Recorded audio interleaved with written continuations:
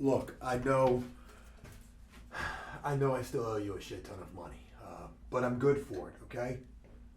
I'm good for it. Look, I just hit last night picking the 49ers over Aaron Rodgers and most certainly Joe Shiesty over Tennessee. Yeah, there was no chance in hell Ryan Tannehill was going to win anything. Listen, I'm putting it all on Tampa Bay today, okay? My debt, what I owe you. Listen, look, you don't got to come break my legs. What I owe you plus what I won yesterday. I know no one else was betting on Jimmy G to be told discount double check here. Look, I got to go, okay? I'm good for it. I get paid next week. Put everything that I won and everything that I owe you on Tampa Bay. They have to win. They have to win. It's the showdown between Jimmy G and Tom Brady coming. It's gonna look. I gotta go. I got a patient. Jesus Christ.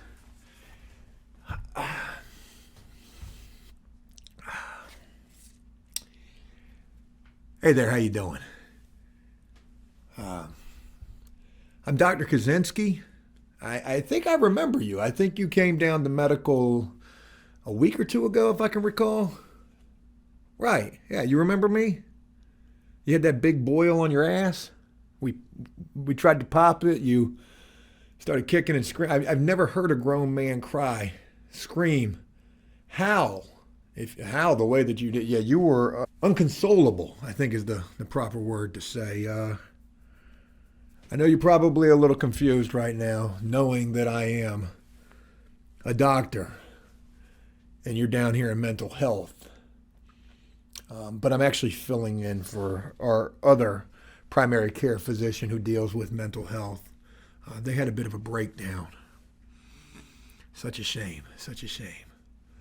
Dr. Bundy, Ted, he couldn't take it anymore. He had a mental break. It's actually written on your chart. I don't know why, like I'm supposed to tell you about this, but yeah, they've actually written on your chart to let you know that Mr. Ted Bundy, doctor, Ted Bundy, he's no longer going to be working here. I guess the way that it went, he heard enough. He heard enough guys bitching and moaning and complaining about girlfriends leaving them for Jody number 10s. No longer sending that. It drove the man insane, to say the least. He jumped out of a first floor window. I'm sorry. I shouldn't laugh. Again, I'm a doctor. I mostly specialize in feet. I got a thing for that. But I'm filling in for Dr. Bundy. So here we are. Here we are. So it seems you're having a bit of a mental break as well. Anything you'd care to talk about? No? Don't really feel like opening up to a doctor that was just, a week ago performing open heart surgery on your ass. Right. Probably a fair amount of PTSD still creeping in from that situation, I could imagine.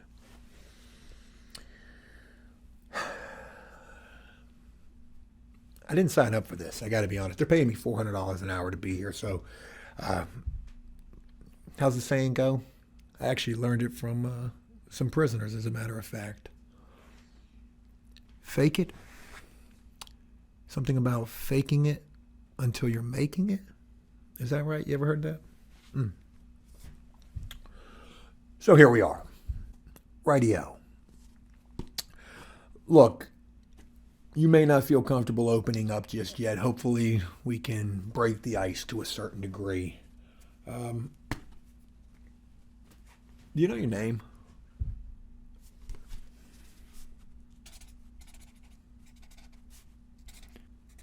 I'm writing that down, but I hate to break it to you. Your name is not the unholy one. Yeah. Inmate appears to be suffering from some sort of mental collapse and delusion. I'm sorry, I talk out loud when I write. It's probably not a good character trait, being in the mental health department here at a jail. Yeah, listen, your file is telling me a little of what's gone on with you, so allow me to share what's written here and correct me if I'm wrong. You've been referring to yourself as the unholy one as of late. I hate to break it to you, but that's not your name. I don't know if you're thinking maybe you're in some sort of a Spider-Man movie, or what do you think, you're Venom? You think you're Venom? Do you think you're a Marvel comic superhero or villain? You're not the unholy one. I hate to just be so blunt about that. It says here, all of this transpired just a few weeks ago, which you've only been locked up a little bit longer than that. It says you've been locked up here for 2 months. And in that time, you got involved heavily with the church. And good for you. Good for you. Everybody needs something while incarcerated. And a lot of guys, they treat religion as a crutch. I'm just calling it the way that I see it. I've been doing this for a long time now. Correct me if I'm wrong. Feel free to interject if you'd like. You don't have to sit here so stone-faced. The unholy one.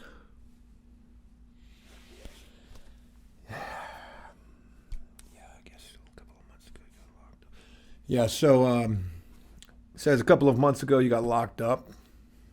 You're only 20 years old, going down the wrong path at an early age. Probably going to need to take an exit at some point if you want to do anything better with your life, or else this could easily become a revolving door for you. Trust me, I've seen it happen many a times. Well, this is something you don't see every day. Usually it would be drugs or burglaries, robberies, some sort of theft, maybe something violent. But in your case, it says that you were in an airport. You were on your way to go visit your grandmother.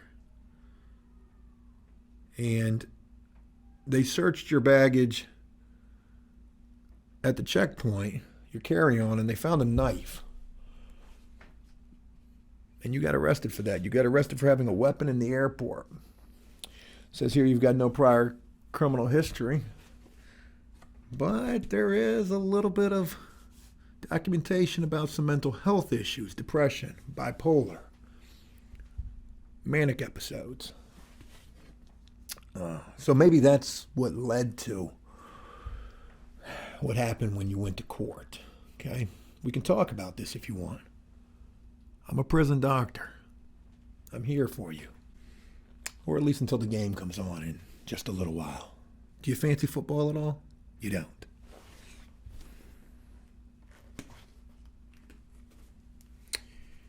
Inmate is not a fan of football. Not much of a real man at all. Sorry. Talking out loud. I really need to work on that, like zip it up, throw away the key, so to speak. Yeah, no big deal if you don't like sports. A lot of guys nowadays, they don't like sports. Don't know what it is. You got locked up for having a knife on your carry-on in the airport. That was a federal offense. That's a pretty serious charge. Getting caught with a weapon in an airport. You got arrested. You came to jail. You joined the prayer group, the prayer circle. How does that work? Care to elaborate? There we go. I knew you had a voice. Right, so guys just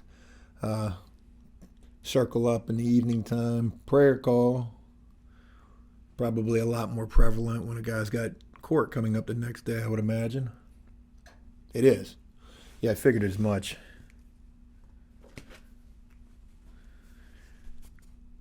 Religion seems very important. Pre-trial. Right.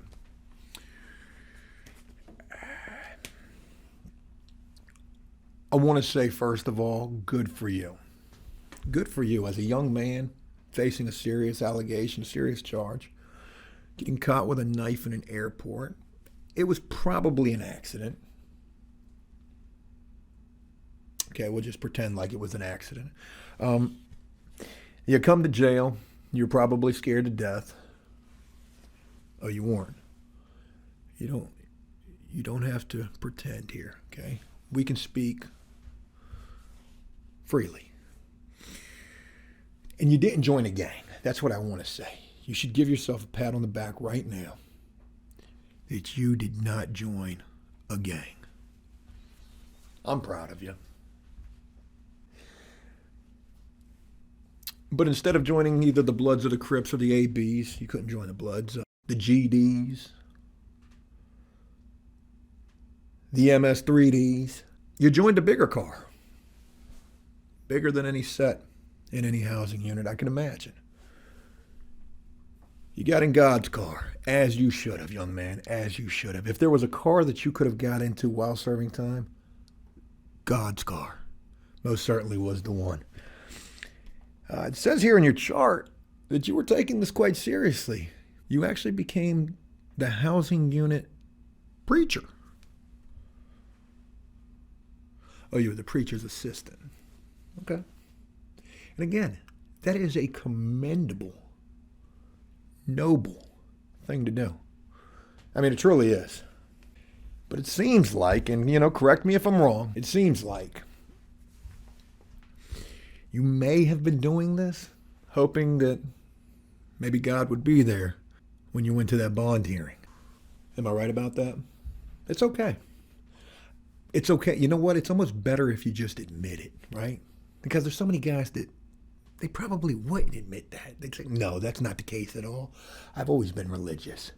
I hold prayer circles in crack shack motels right before we're pushing the pipe, right? So, admitting that takes real guts. Can you see that you were probably doing that, using God, using him, hoping that when you went to court you would get a bond? You don't think that that's what it was? Okay, well, just again, that's just a general observation. I could be wrong, but I'm probably not.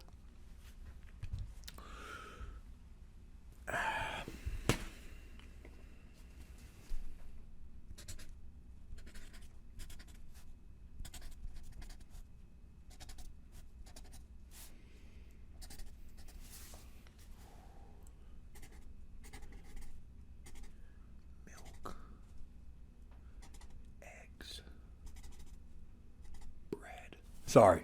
Jesus Christ. I literally zoned out. That's never really happened. I was making a grocery list.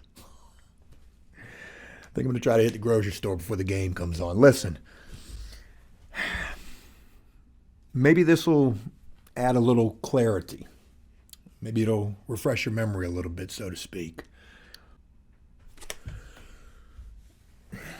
You went to court for a bond hearing, no criminal record, but a charge that could be seen very serious. And given the fact that you have somewhat a lengthy history involving mental health, they gave you a bond. But this is where the story gets a little strange. It says this was not a personal recognizance bond where you could just sign for yourself to get released.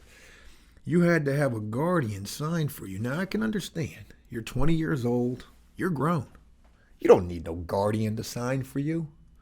But in your particular case, broken, referring to yourself as the unholy one these days, the courts felt like it was probably in your best interest, especially given the fact that you've got a lengthy mental health history here. The courts felt like it was in the best interest for you if somebody signed for you to be released. Can you see how that could possibly be an okay thing? You are grown. You're a grown man. You're in an adult jail right here, facing some adult charges. But they wanted to make sure that you were okay.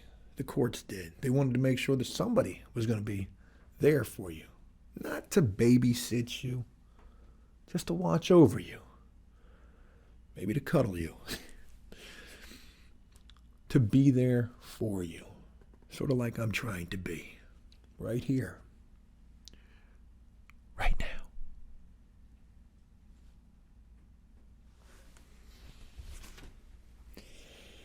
Yeah, that was a little weird. You came back to the housing unit. You were ecstatic, praising Jesus, um, telling all of the other prisoners of the miracles that had been bestowed upon you for your faith. Right. It actually says that you were running around screaming, Jesus is real. He's inside of each and every one of us right now, which is absolutely the truth. Okay? That is real. Okay? So I don't want you to feel like that's in your head. But something happened between all of that miracle talk and where we are currently right now. You down here talking to a doctor, referring to yourself as the unholy one. Timothy, what happened? Tell me. Right. And that's okay.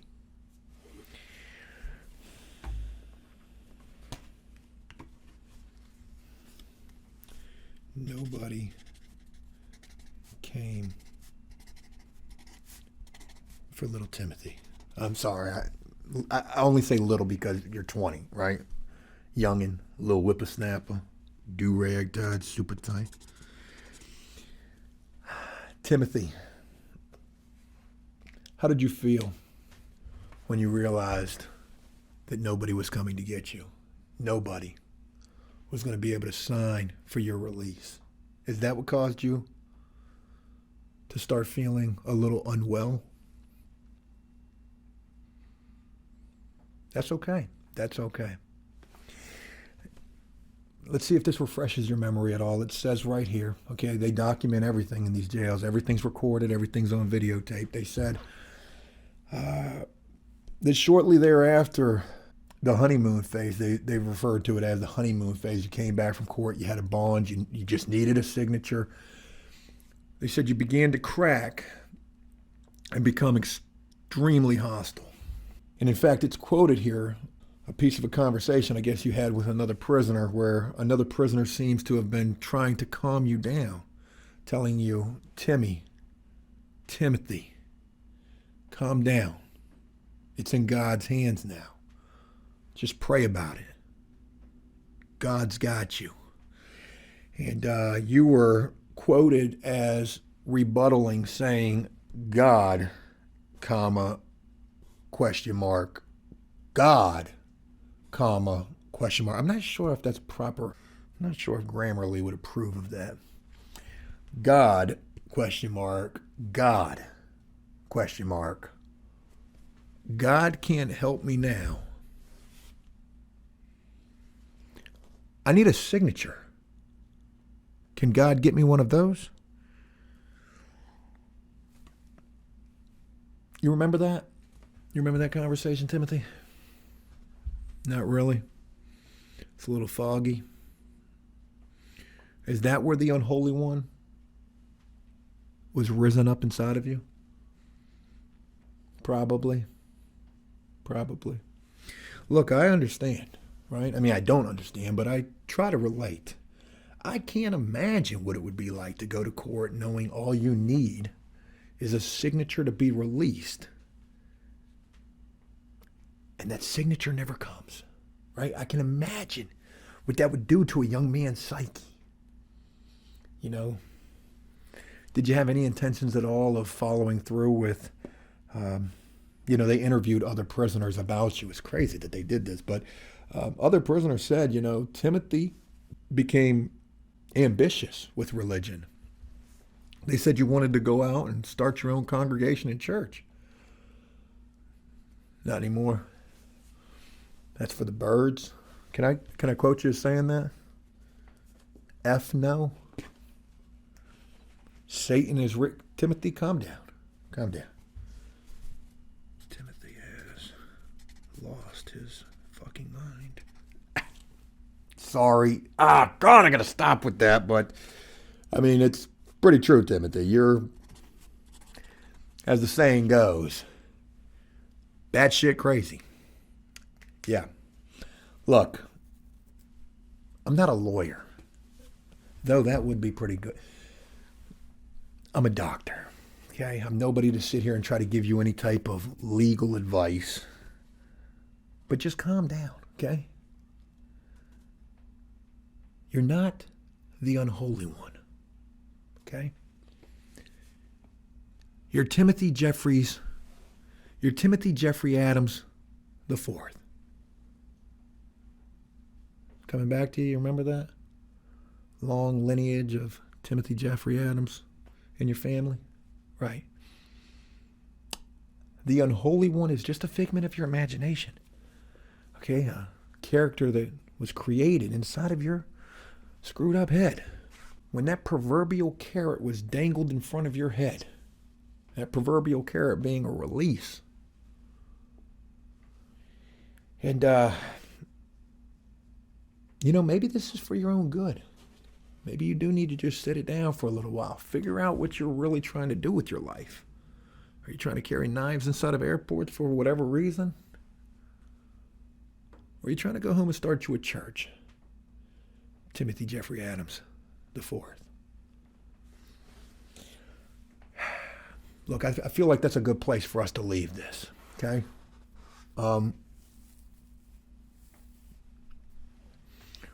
The unholy one, it's not real, okay? You're just a screwed up young white guy, locked up. You will get out eventually. Timothy Jeffrey Adams IV, go home when you can. Don't escape. Start that church. Start that church, young man. Start that church. Look, I gotta go. I've got my retirement on this upcoming football game. Go watch a game, okay? Go watch a game. Go play you some Scrabble. Learn some words. But whatever you do, Timothy, just keep your head up. If the unholy one is not realized to be a figment of your imagination sooner than later, let me tell you something. We've got a special place for guys like you.